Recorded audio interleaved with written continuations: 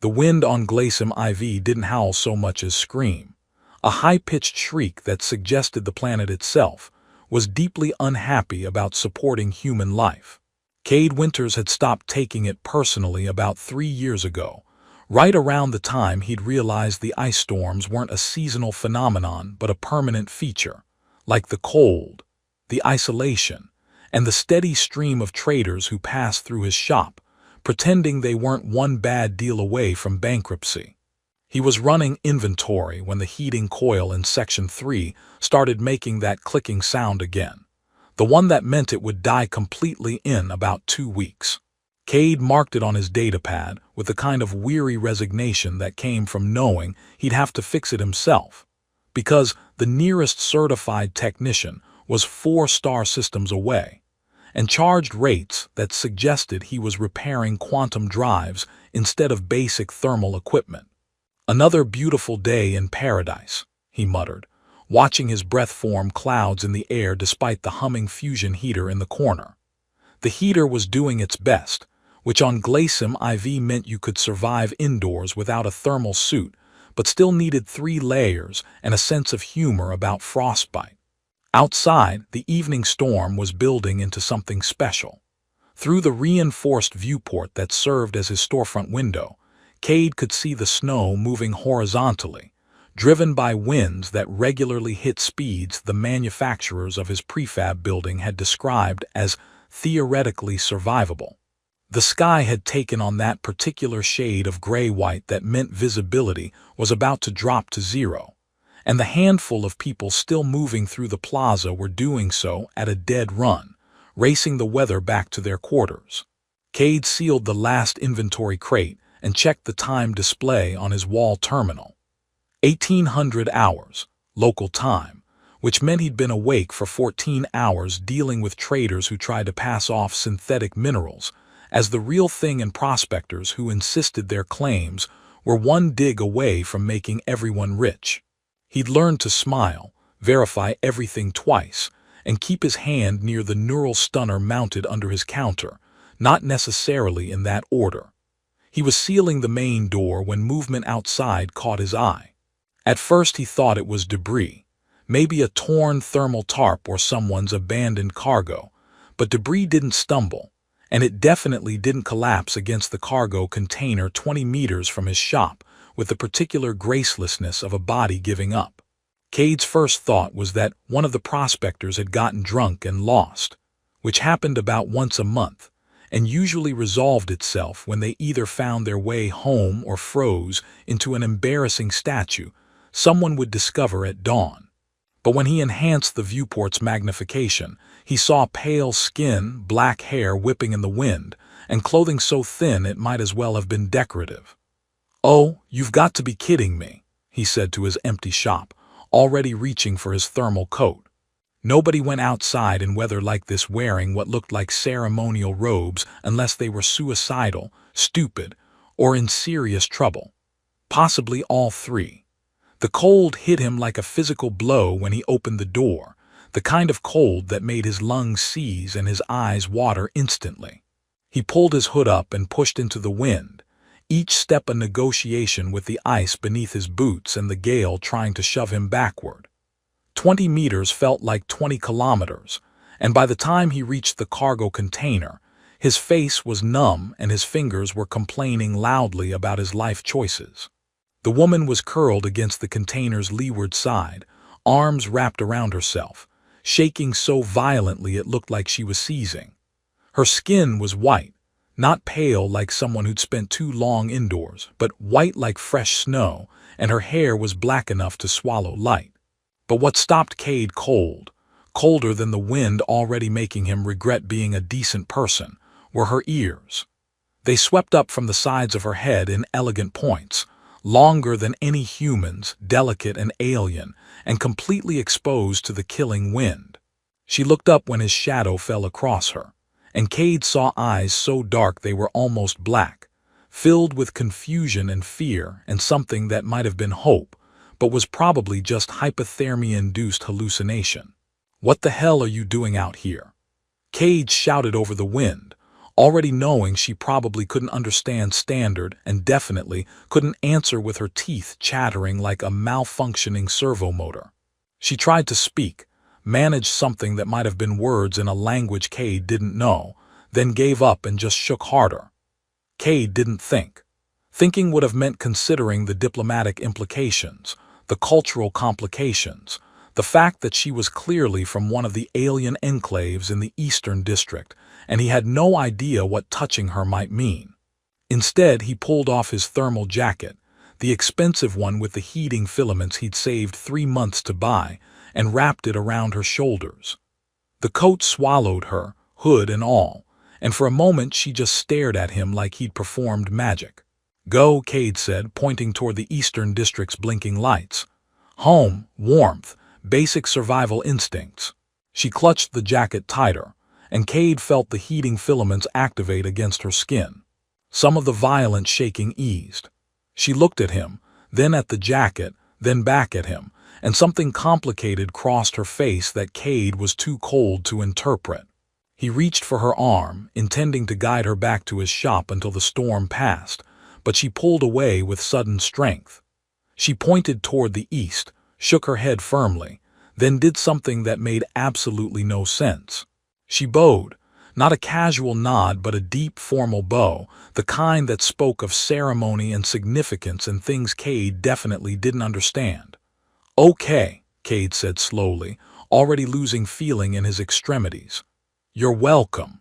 Maybe I'm going to freeze to death now, so if you could just—" But she was already moving, clutching his jacket closed around her body, backing away into the storm while keeping her eyes on him. 3 steps, 4, and the snow swallowed her completely, taking his expensive thermal jacket and his confusion with her. Cade stood there, instantly freezing, watching the spot where she disappeared and wondering what had just happened. The wind screamed its opinion of his intelligence, and he couldn't really argue. He'd just given his best coat to a complete stranger who might not survive the night even with it, and now he was standing in a blizzard without proper protection like some kind of idiot hero from a bad Hollywood.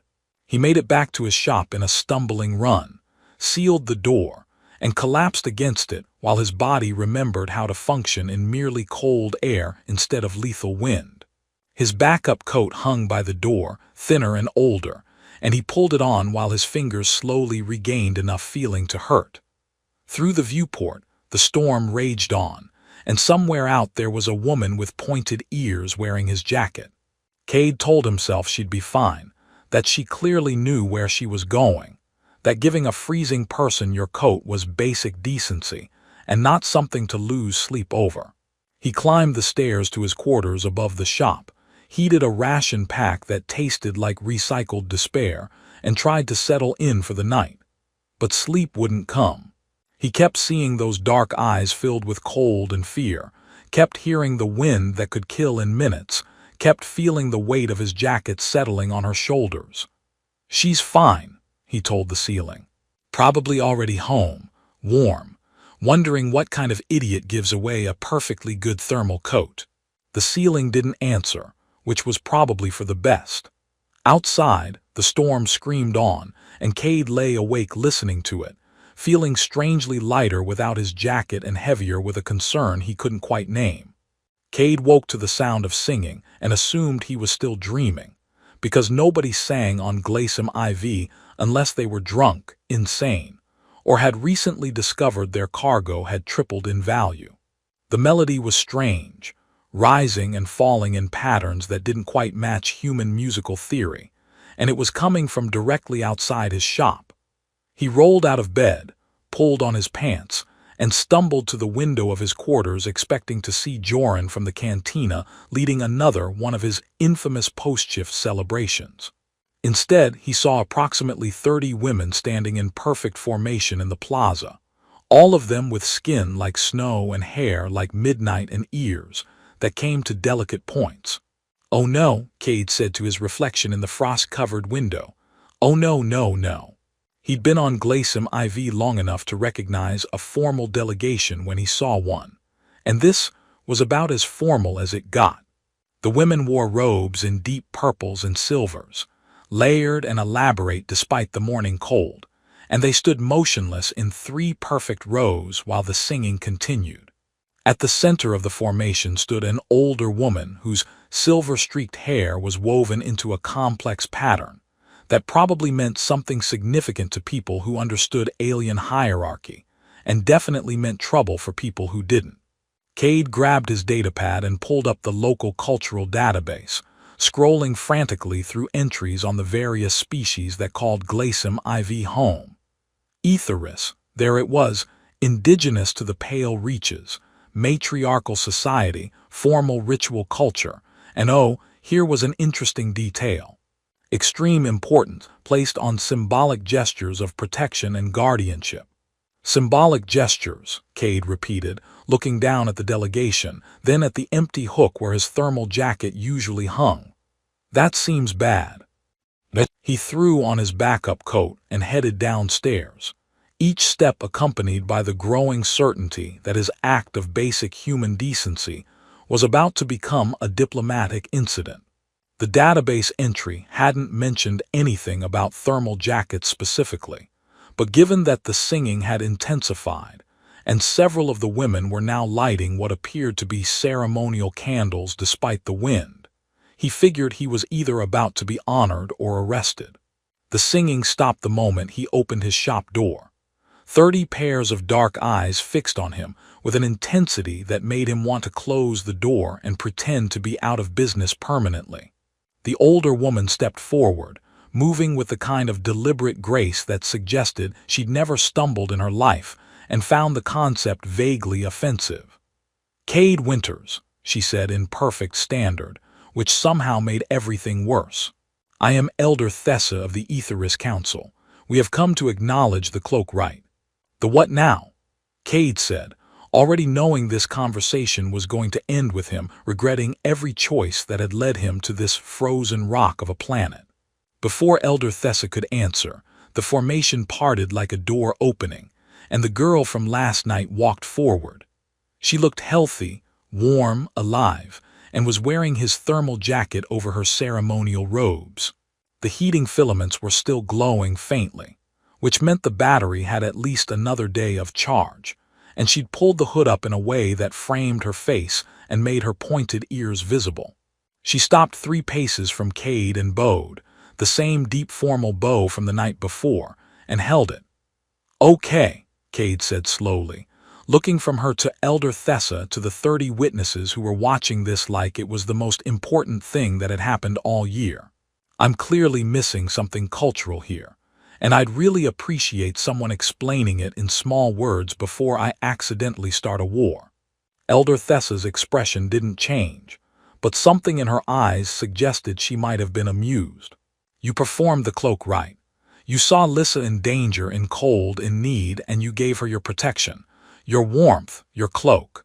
"My jacket," Cade corrected automatically. "It's a thermal jacket, not a cloak. Different thing entirely. One has heating filaments. The form is irrelevant. The intention is what binds." Elder Thessa gestured to Lissa, who straightened from her bow but kept her eyes lowered.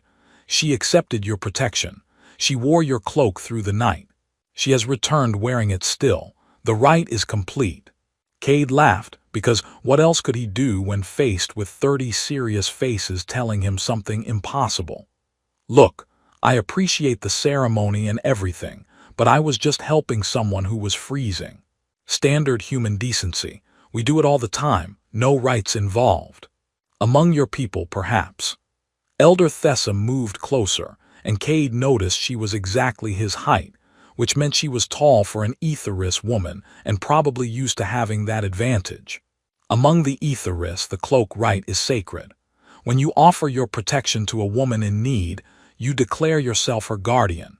You accept responsibility for her safety, her well-being, her future." "Her future." Cade's voice cracked slightly. "I gave her a jacket for maybe 20 minutes. That's not a future, that's a loan." "The jacket bears your scent," one of the other women said, stepping forward. She was younger than Elder Thessa but carried herself with similar authority. "It holds your warmth.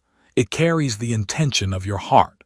My intention was not wanting to find a frozen body in the plaza this morning, Cade protested. That's not romantic, that's basic crisis prevention. Lissa finally looked up, and Cade saw her eyes clearly for the first time in daylight. They were deep brown, almost black, and filled with something that might have been hope or might have been terror or might have been both.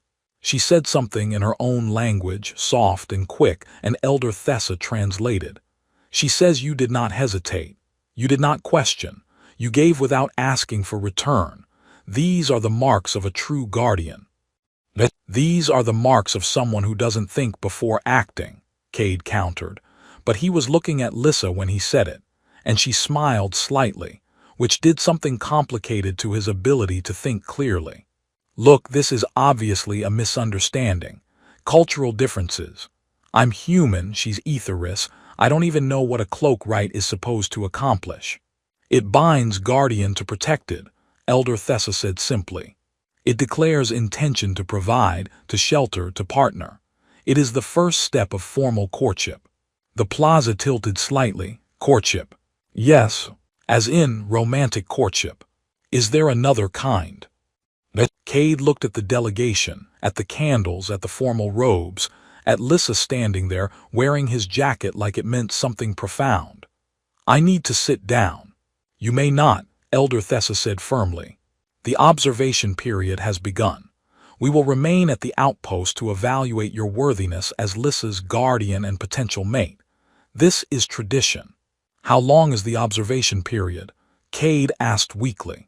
14 cycles of the local sun. We have brought appropriate shelter. She gestured to the plaza behind her, where Cade now noticed several crystalline structures he'd somehow missed in his panic. They looked like they were made of ice but glowed with internal warmth. Impossible and beautiful, and definitely not something that came standard with Galactic IV's prefab architecture. You're staying, Cade said. All of you, for 2 weeks. We must ensure you are worthy, that your protection is genuine, that your heart matches your actions.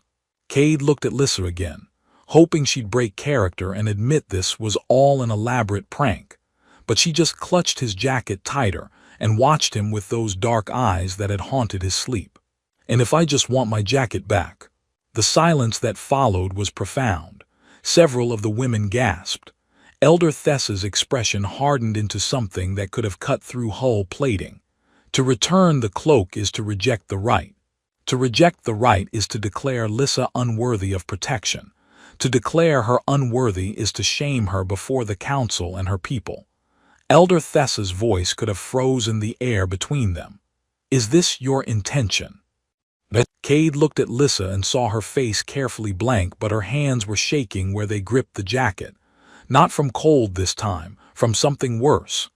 No, he heard himself say, that's not my intention. The tension broke like ice cracking. Elder Thessa nodded once, sharp and satisfied. Then the observation begins. We will attend you in your daily activities. We will evaluate your character, your resources, your capacity for partnership. You will conduct yourself with honor. I run a supply shop, Cade said desperately. It's not exciting, mostly inventory and arguing with traders about mineral purity. We will observe this also. Elder Thessa turned to the delegation and said something in their language. The women moved with synchronized precision, taking up positions around the plaza like they were establishing a perimeter. Several entered the crystalline shelters. Others remained standing, watching Cade's shop with the patience of people who had nowhere else to be. Lissa still stood 3 paces away, still wearing his jacket, still not speaking. Elder Thessa noticed his attention and nodded slightly. She may not address you directly until the first evaluation is complete. This is also tradition.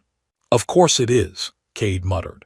He looked at the sky, the gray morning light that passed for dawn on Galactic IV, and wondered if the planet's screaming winds were laughing at him.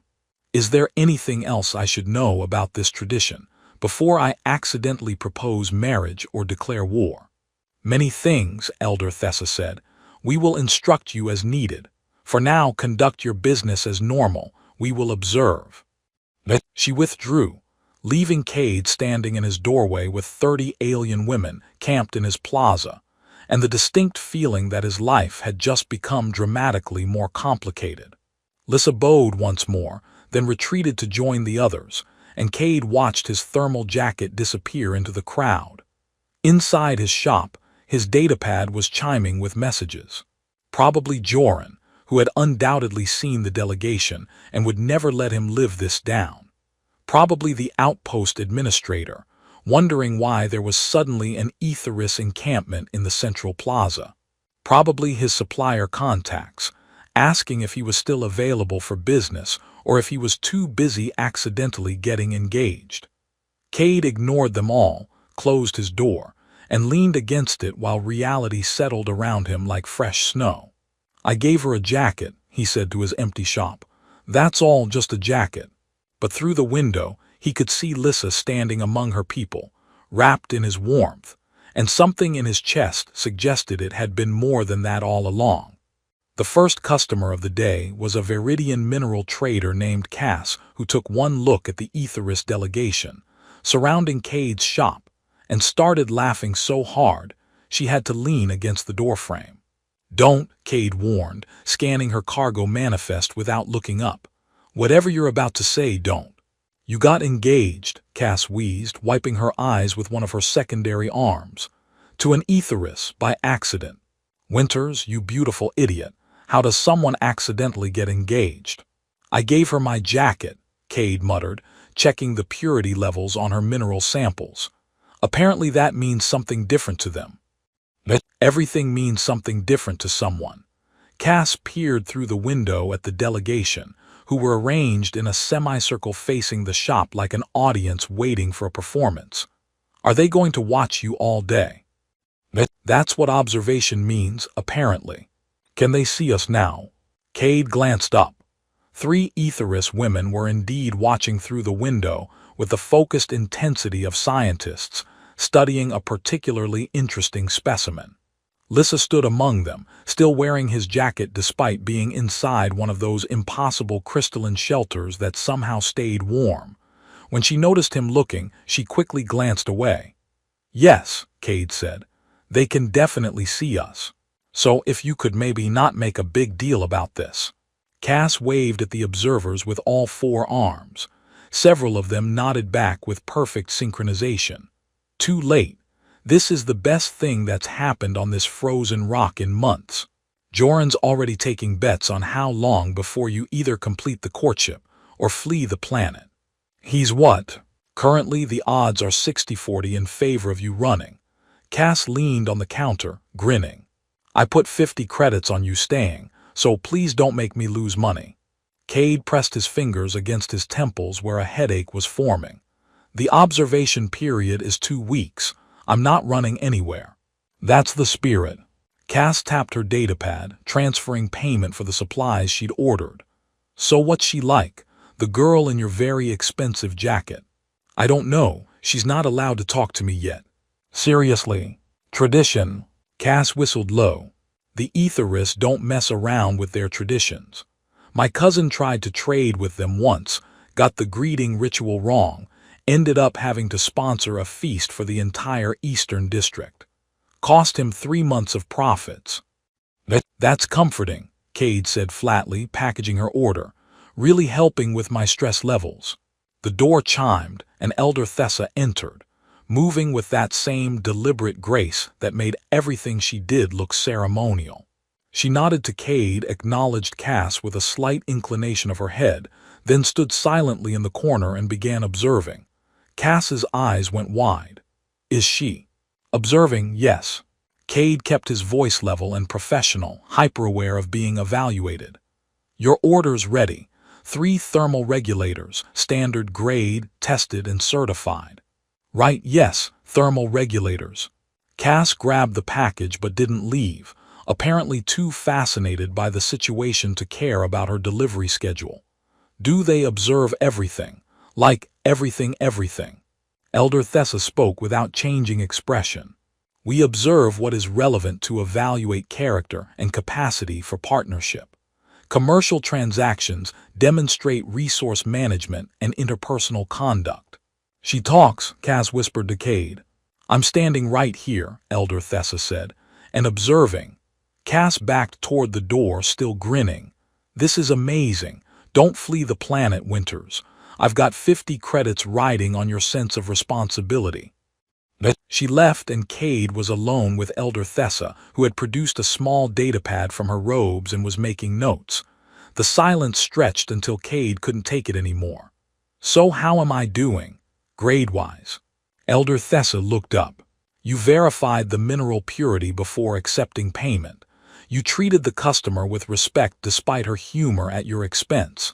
You maintained composure under observation. She made another note. Adequate. Adequate, Cade repeated. Great. Always wanted adequate on my relationship resume. Something that might have been amusement crossed Elder Thessa's face. You use humor to deflect discomfort. This is noted. Is that a good thing or a bad thing? It depends on whether the humor serves to ease tension or avoid sincerity. She tucked the datapad away. Time will reveal which. The door chimed again, and Joran came in carrying a thermal container that smelled like actual coffee, not the recycled sludge the outpost dispensers produced. He was a big man, bald by choice, with laugh lines that suggested he found most of life hilarious and the rest worth laughing at anyway. Brought you the good stuff, he announced, setting the container on Cade's counter. Figured you'd need it, what with the whole accidental engagement situation. Does everyone on this station know? Winters, there are 30 Aetheris women camping in the central plaza. Yes, everyone knows. Joran nodded respectfully to Elder Thessa. Morning, Elder. How's our boy doing? Adequately, Elder Thessa said. Joran grinned. That's basically an A+ from an Aetheris evaluation. You should feel good about that. Cade poured himself coffee and didn't ask how Joran knew anything about Aetheris evaluation standards. The man had been on Glacium IV longer than anyone and seemed to know everything about everyone, which made him either the best friend to have or the most dangerous gossip in the sector. Possibly both. The betting pool, Cade said. Please tell me that's a joke. Absolutely not. Currently at 400 credits and rising. Station administrator put in 20 on you completing the courtship, which I thought was touching. Joran accepted the coffee Cade poured for him. Also, you've got a delegation from the Eastern District coming by this afternoon. Apparently word spread that one of their daughters performed the cloak rite with a human, and now everyone wants to see how this plays out. Wonderful.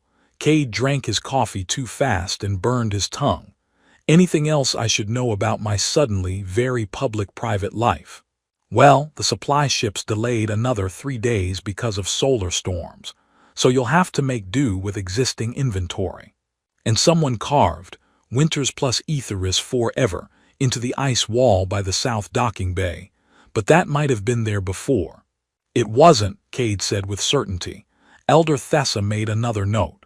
The morning continued in that vein. A steady stream of customers who all had opinions about Cade's situation, and no shame about sharing them in front of Elder Thessa.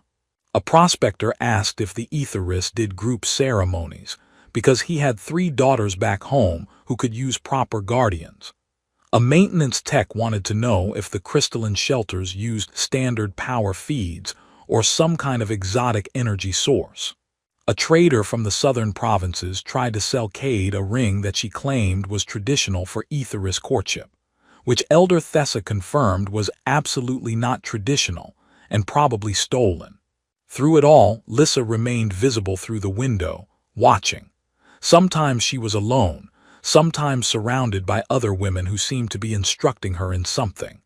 Once, when Cade looked up from a particularly tedious inventory check, she was staring directly at him, and when their eyes met she smiled slightly before looking away. She seems interested, Joran observed during a lull in customers. That's got to count for something. I don't even know her, Cade protested. I don't know if she likes music or hates crowds or prefers morning or night shifts. I don't know anything except she was freezing and I had a jacket. Sometimes that's enough to start with. Joran finished his coffee and stood, The rest you figure out as you go. That's how relationships work everywhere, human or otherwise. After he left, Elder Thessa approached the counter. You have doubts.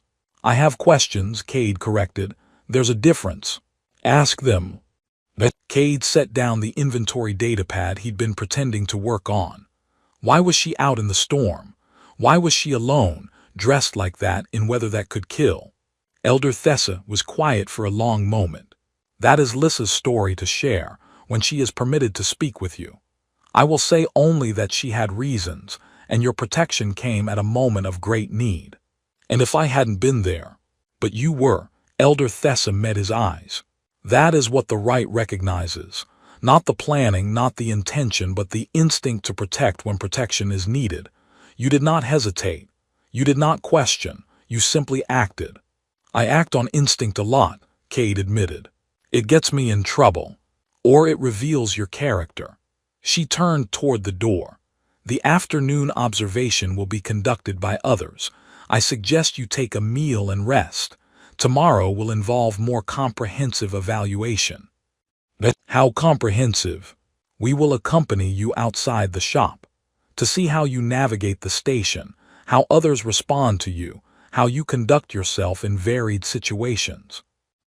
Cade imagined walking through Galactic IV's corridors, followed by a procession of Aetheris observers, while everyone he knew watched and probably added to Joran's betting pool. That sounds terrible. That sounds necessary. Elder Thessa paused at the door. Your humor serves you well, Cade Winters, but there will come a time when sincerity is required. I hope you will recognize that moment. She left, and Cade was alone in his shop with the afternoon light filtering through ice crystal windows, and the weight of being observed pressing down like atmospheric pressure. Through the window, Lissa was visible in her shelter, reading something on a datapad, his jacket still wrapped around her shoulders despite the warmth. Cade's datapad chimed with a message from the station administrator. Please confirm Aetheris delegation has appropriate permits for extended stay. Also, congratulations. He started typing a response, deleted it, tried again, then gave up and just confirmed the permits were being processed. Outside, the wind was picking up again, preparing for another evening storm, and somewhere in those crystalline shelters that shouldn't exist was a woman he'd saved with a jacket, and apparently bound himself to with tradition he didn't understand. Adequate, he muttered, remembering Elder Thessa's evaluation. I'll take it. Through the window, Lissa looked up from her reading, met his eyes again, and this time didn't look away. Cade found himself smiling despite everything, and when she smiled back, he thought maybe Adequate was exactly where he needed to be. The third day of observation started with an alarm that woke Cade at 5 in the morning and a message on his datapad that made his blood run cold. Incoming vessel, Eastern approach, Aetheris registry, ETA 20 minutes. He pulled on clothes and stumbled downstairs to find Elder Thessa already waiting outside his shop, her expression carved from ice. The entire delegation had assembled in the plaza, no longer in their observation positions, but formed into something that looked distinctly defensive. We have a problem, Elder Thessa said without preamble. I got the alert, who's coming? Clan Vorentes, led by Varental Vorentes. She spoke the name like it tasted bad. He has a legal claim to Lissa through a contract, arranged by her family before she came of age. Cade's brain, still foggy with sleep, tried to process this. A contract like an arranged marriage. Precisely. She fled rather than honor it. Your cloak right complicates his claim significantly. Through the growing dawn light, Cade could see Lissa standing at the center of the delegation, wrapped in his jacket, her face carefully blank but her hands shaking. Where is she in all this? Does she get a choice? Under traditional law, once the cloak rite is completed, only she can dissolve it. Varen cannot simply take her. Elder Thessa's expression hardened further. However, he will argue that your right is invalid because you did not understand what you were doing. That you are an ignorant human who stumbled into a binding ceremony through accident, not intention. He wouldn't be wrong, Cade admitted. Would he not? Elder Thessa turned to face him fully. You saw a woman freezing and gave her warmth. You saw her in danger and offered protection. You have spent 3 days under observation, conducting yourself with honor, showing resource management and interpersonal skill. You have not once suggested returning the jacket despite the complications it has caused. Tell me, Cade Winters, was that truly an accident? Cade looked across the plaza at Lissa, who was watching him with those dark eyes that had haunted him since the storm. I don't know anymore. The vessel landed on the south pad 20 minutes later, and Varon Tal Vorentes emerged like he owned the station. He was tall for an Aetheris male, with the same pale skin and pointed ears, but carried himself with an arrogance that made Cade dislike him on sight. Behind him came a contingent of 6 warriors in formal armor that looked ceremonial but probably wasn't. They found Cade in the plaza, surrounded by Elder Thessa's delegation, with half the station watching from doorways and windows, because apparently nothing was private on Glacium IV. Varon's eyes swept the scene and settled on Lissa with the kind of proprietary look that made Cade's jaw tighten. There you are. We've been searching for 3 days. Your family is concerned. Her family sold her, Elder Thessa said coldly, for political advantage and mining rights. She fled rather than be traded like cargo. A contract is a contract. Varon's attention shifted to Cade, evaluating and dismissing him in the same glance. And you must be the human who interfered. I appreciate the temporary shelter you provided, but Lissa belongs with Clan Vorentes. I'll compensate you for your jacket and any inconvenience. He produced a credit chip and held it out like the matter was settled. Cade didn't take it. She's not cargo, and the jacket's not for sale. The jacket is irrelevant, a cultural misunderstanding. Varon's smile didn't reach his eyes. You gave a freezing woman shelter. Admirable, but you cannot have understood the cloak right. You're human. Such traditions mean nothing to your people. They mean something to hers, Cade said, and she accepted, which according to Elder Thessa means I can't just return it without shaming her. Convenient interpretation. Varon stepped closer and his warriors shifted positions slightly. Let me be clear, human. Lissa was promised to me through proper channels. Your accident cannot override legal contracts. Return the jacket, accept compensation, and we can all move on. Joran's voice came from the crowd that had gathered. He's not big on taking hints, is he? Nervous laughter rippled through the observers. Varon's expression darkened. This is not a negotiation, he said. I am invoking my right under Aetheris law to reclaim what was promised to Clan Vorentes. Elder Thessa moved to block his path to Lissa. And I am invoking the right of challenge. If you wish to claim Lissa, you must prove yourself worthy of being her guardian. The cloak rite has been completed. The binding stands unless dissolved by the woman herself or proven false through trial. What trial? Cade asked, getting a very bad feeling about where this was going. The trial of ice, Elder Thessa said. Traditional test of a guardian's commitment. You will venture into the deep glaciers beyond the outpost and retrieve a resonance crystal from the heart caves. You will do this while protecting Lissa from the elements and from any who would take her from you. That's insane, Cade protested. The deep glaciers drop to -80. The wind alone can kill, and I'm supposed to protect someone while hunting for crystals. Yes, Elder Thessa said simply. Varon laughed. You cannot be serious. He's a shopkeeper. He'll die in the first hour. Then you should have no trouble proving yourself the superior guardian, Elder Thessa replied smoothly. Or do you fear the trial? The trap was beautiful and obvious. Varon's face went through several expressions before settling on cold fury. I fear nothing. I accept the challenge. When this human fails, Lissa returns with me where she belongs. And if he succeeds, Joran called from the crowd. He won't, Varon said with absolute certainty. Cade looked at Lissa, who still hadn't spoken, who stood there wrapped in his jacket with fear and hope warring in her eyes. He thought about her stumbling through the storm in thin robes. He thought about her bowing in the snow. He thought about 3 days of watching her watch him and wondering what she was thinking. "I accept," he heard himself say. The crowd erupted in noise. Cass shouted something about her 50 credits.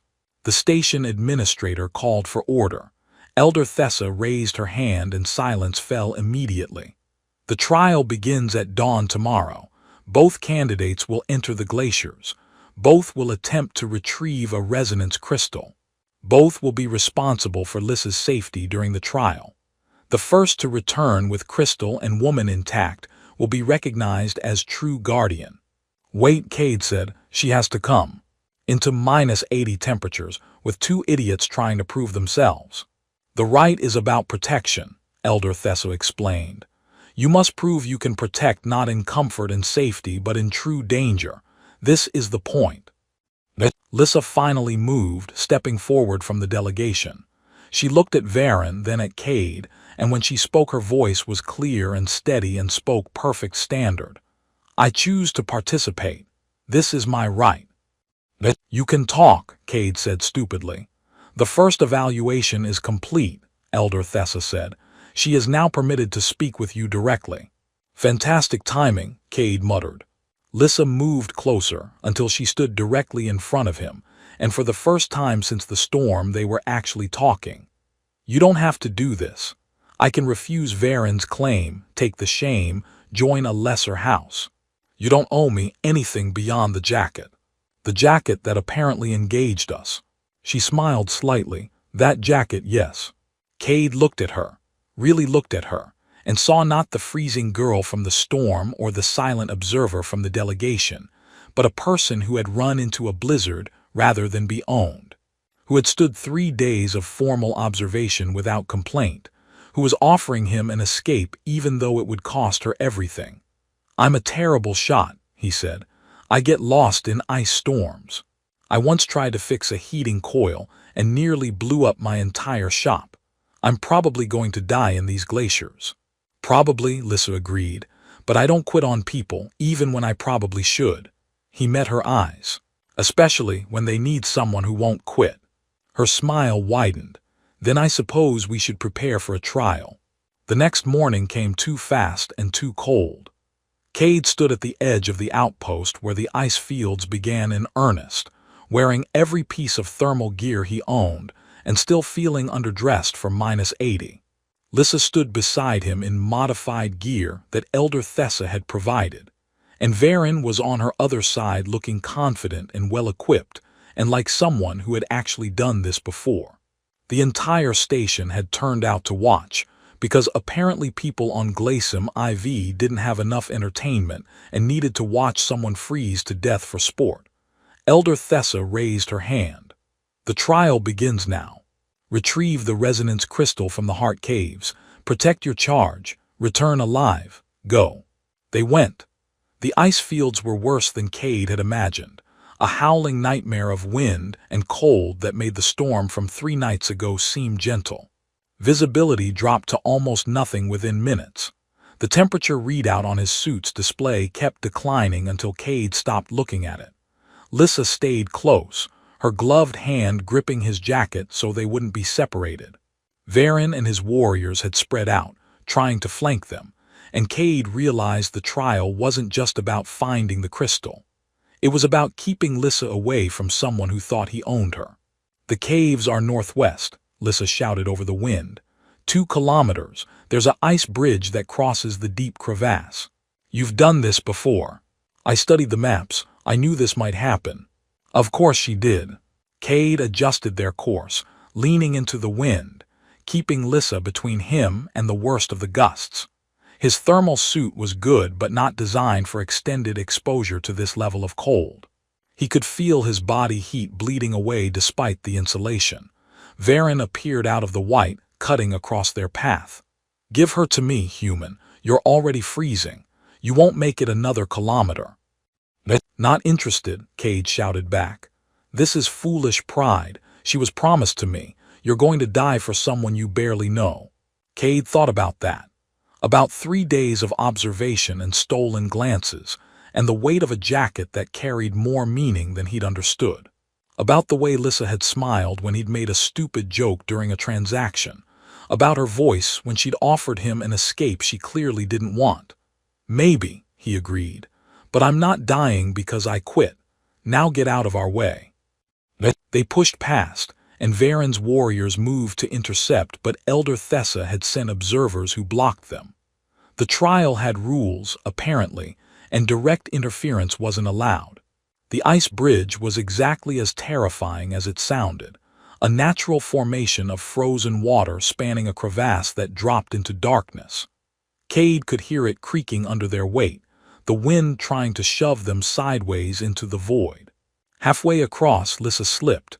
Cade caught her, his arm around her waist, and for a heartbeat they stood frozen on the ice bridge while the wind screamed and the crevasse waited below. "I've got you," he said. "I know," she replied. They made it across and found the heart caves, tunnels of ice that glowed with a strange bioluminescence that turned everything blue and dreamlike. The resonance crystals grew from the ceiling like impossible chandeliers, singing softly in frequencies that made Cade's teeth ache. He pulled one free, a shard of crystallized light that pulsed with warmth in his gloved hand, and turned to find Varen blocking the exit with his warriors. "Impressive," Varen admitted. "You made it further than I expected. Now give me the girl and the crystal, and you can leave with your life." "That's not how this works," Cade said. "It is now. The trial only requires returning alive with the crystal and the woman. It doesn't specify you need to walk back on your own feet." His warriors advanced, and Cade realized he'd made a terrible tactical error. He was a shopkeeper. They were trained fighters. He was going to lose this, and then Lissa was going to spend her life with someone who saw her as property. Then Lissa stepped forward, pulled off the thermal jacket Cade had given her 3 days ago, and held it up. "This jacket was given freely," she said, her voice carrying in the ice caves. "Accepted freely, worn freely. Under Aetheris law, I am the only one who can dissolve the cloak right. I have not dissolved it. I will not dissolve it. And if you take me by force, Varen Tal Vorentes, you violate every tradition we hold sacred." "Traditions can be negotiated," Varen said, but his warriors had stopped advancing, uncertainty in their expressions. "Not these traditions, not the cloak right, you know this." Lissa moved to stand beside Cade, not behind him, not protected, but beside. "I choose my guardian, I choose Cade Winters. Challenge this, and you challenge the council itself." The silence stretched, broken only by the singing crystals and the distant howl of wind. Varen's face twisted with fury, but he stepped back. "This isn't over." "Yes," Elder Thessa's voice came from the cave entrance, where she stood with the full delegation. "It is. The trial is complete. The guardian has been chosen. Accept this or take your grievance to the High Council and be judged accordingly." Varen looked at Lissa one last time, then at Cade, then turned and walked out into the ice fields. His warriors followed. The silence he left behind was profound. Elder Thessa approached, examined the resonance crystal in Cade's hand, then nodded. "Well done, both of you. The cloak right is confirmed. You are recognized as guardian and protected, with all rights and responsibilities that entails." "Does that mean I get to keep my jacket now?" Cade asked, because his brain apparently processed stress through humor and couldn't be stopped. Lissa smiled and handed it to him. "You can have it back. I have something better now." "What's that?" "A guardian who doesn't quit, even when he probably should." They walked back across the ice fields together, and Cade realized that somewhere between giving a freezing girl his jacket and risking death in ice caves, he'd stopped thinking of this as an accident. Maybe it had been instinct. Maybe it had been recognition. Maybe it didn't matter because the result was the same. Back at the outpost, Joran met them at the south pad, grinning like he'd won the betting pool, which he probably had. The station administrator wanted to discuss permit extensions. Cass demanded details about the ice caves for her next trading expedition, and Lissa stood beside Cade wearing his jacket again despite being warm, because apparently it still carried his scent, his warmth, his intention, and she wasn't ready to give that up. Neither Cade realized was he. So what happens now? He asked Elder Thessa. Now you continue the courtship, properly this time with knowledge and intention. The observation period is extended to allow for this. More observation, great. Or, Lissa said quietly, we could just skip ahead to the part where we get to know each other without 30 people watching. Elder Thessa actually smiled. That can also be arranged. The right is confirmed. The rest is yours to decide. She left them standing in the plaza, surrounded by melting ice and curious onlookers, and for the first time since the storm, Cade and Lissa were alone in a crowd. I'm Cade, he said, because they'd never actually been properly introduced. I'm Lissa, she replied. Thank you for the jacket and everything after. Thank you for not dying in the storm, and for choosing the guy with terrible tactical instincts. She laughed, and it sounded like light through ice. Your instincts saved my life. I think they're better than you know. Later, after the observers had dispersed and the excitement had faded, and Glacium IV had returned to its usual frozen routine, Cade stood in his shop and looked at the hook where his thermal jacket usually hung. The hook was empty because Lissa was wearing it again, sitting in his quarters upstairs reading while he closed out the day's business. His datapad chimed with a message from Joran. Told you. 60-40 in favor of staying. I'm rich.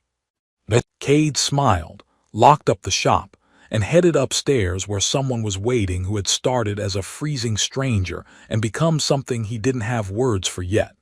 But he had time to find them. All the time in the world. And a jacket that meant more than either of them had understood when he'd first given it away.